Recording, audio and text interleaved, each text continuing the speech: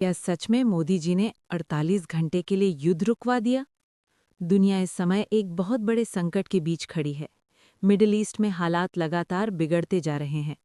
Iran और Israel के बीच तनाव इतना बढ़ चुका है कि कभी भी ये एक बड़े युद्ध में बदल सकता है।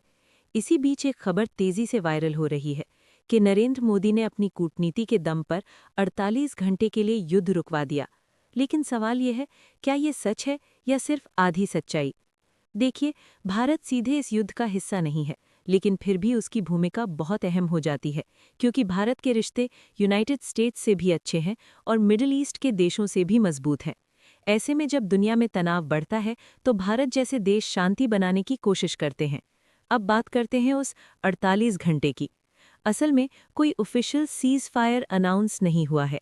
मतलब कोई ऐसा समझौता नहीं हुआ जिसमें दोनों देश फॉर्मली मान जाएं कि हम युद्ध रोक रहे हैं। तो फिर ये 48 घंटे क्या है? ये एक तरह का टेम्पररी पॉज हो सकता है, जिसमें बातचीत और दबाव के कारण कुछ समय के लिए हमले कम हो जाते हैं। नरेंद्र मोदी ने हमेशा शांति और बातचीत की बात की है, और यही कारण है कि भारत इंटरनेशनल लेवल पर एक पीस मेकर की तरह देखा जाता है। लेकिन ये कहना कि मोदी जी ने अकेले ही युद्ध रुकवा दिया, थोड़ा बढ़ा चढ़ाकर कहा गया लगता है।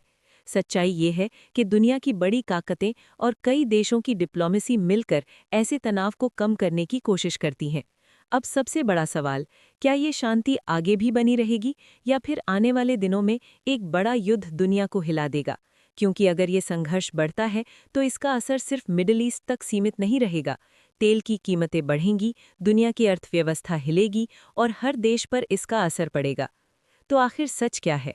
युद्ध पूरी तरह रुका नहीं है, बस थोड़ी देर के लिए तनाव कम हुआ है और इसमें भारत की